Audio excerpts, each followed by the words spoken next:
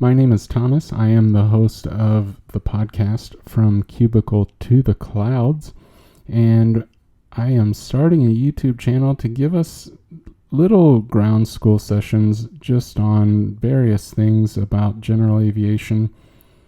If you follow our podcast, you know what my story is. If you don't follow our podcast, please go over to Apple Podcast and search From Cubicle to the Clouds, or any type of media outlet there is for podcasts, and you can find us there. We're on all of them. Today I'm going to be going over a little lesson, it should be pretty quick, that talks about visibility requirements for different types of airspace. I know this is a subject that lots of student pilots and even certified pilots struggle with. So hopefully this lesson will help you understand and memorize different airspaces. When I started my private pilot training, one of the most difficult things for me to understand or memorize was the visibility requirements for the different types of airspace.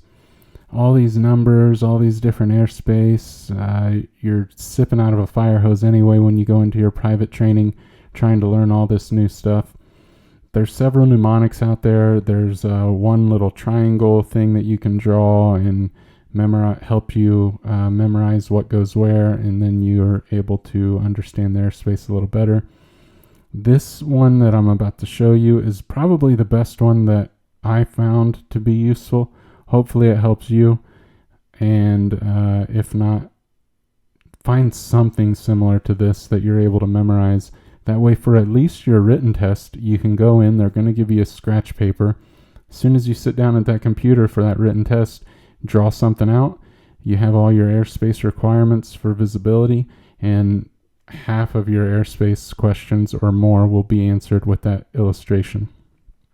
So, what I'm going to show you now is what I used. So, for Class A airspace, they're going to tell you where to go, what to do. That one's pretty easy. You're going to be on an IFR flight plan anyway, so Class A airspace, self-explanatory. Class B airspace, all that they want you to do is have 3 miles of visibility and remain clear of clouds. And the reason they want this in Class B is they don't want you zigzagging, moving around, trying to keep a buffer between you and the clouds. Let's say if it was 1 mile clear, or 1 mile away from the clouds, or 2 miles away from the clouds, whatever the case may be. They want you in the airspace on whatever heading, and they want you out of their airspace. Like basically get in, get out. So the next part, E and G, they're the most difficult ones to remember. You have all these different stipulations. We're below 1200, we're above 10,000, so on and so forth. So this was the best way for me to memorize it. Go ahead and make an E here, and then right next to that we'll make a G. Now you have to memorize something here. You have to memorize 313, and if you happen to know the movie 8 Mile with Eminem, this is how I remember 313. In the very last scene of the movie where they do the little rap battle, he starts talking about 313 because that's the area code of that area of Detroit. So if you don't like the movie or never seen the movie, maybe you watch it and you'll be able to remember 313, or maybe my stupid little description will help you memorize that. Now, we take the 313 and we go right here. 3, 1, 3. All right, so we have that part. Now we have to memorize one more thing, and that's going to be a 5 and a C.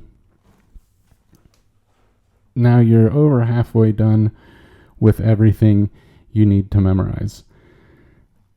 Now what I'll do is I'll just connect this right here. And this line right here is going to be 10,000 feet. And you're going to, anything above 10,000 feet is going to be 5111. And then we come down here. So this was our little tail of the G. We'll go ahead and move that down. This is going to be our day and our night. And then we'll take and divide one more through here.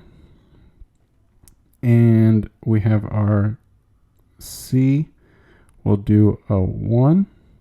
Bring this one here down to here. And then we'll take this 3 and we'll drop it down to here. Now all I have to do is fill in my 152s. So I have 152, 152, 152, and finally 152.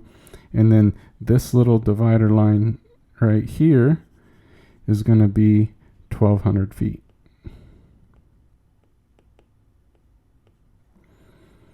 All right, so now we have A, B, E, and last but not least, G. You might want to ask, well, what about C and D? Well, that's easy. They're right here. C and D. They're 152. For G, if it's daytime, you're above 1,200 feet. It's going to be 152. If you're below 1,200 feet, it's clear of clouds and 1 statute mile of visibility. And then nighttime, above and below 1,200 feet is going to be 152. And then anything above 10,000 feet is going to be 5111. And there you have it. That was the easy way that I remember how to or how I memorized what are the visibility requirements for the different airspaces. Hopefully this helps you. If not, hopefully you find something that helps you. You have to find something that helps you memorize this, or just pure rote memorization prior to going into your private pilot check ride or your private pilot knowledge test. I promise you that information is going to be on there. They are going to quiz you on it. So it's something that you want to know, or you're going to be losing several questions before you even walk in. Thank you very much, and please tune into our podcast, From Cubicle to the Clouds, on Apple Podcast. We're also on any type of podcast media that you can find out there. Thanks a lot, everybody. Fly safe.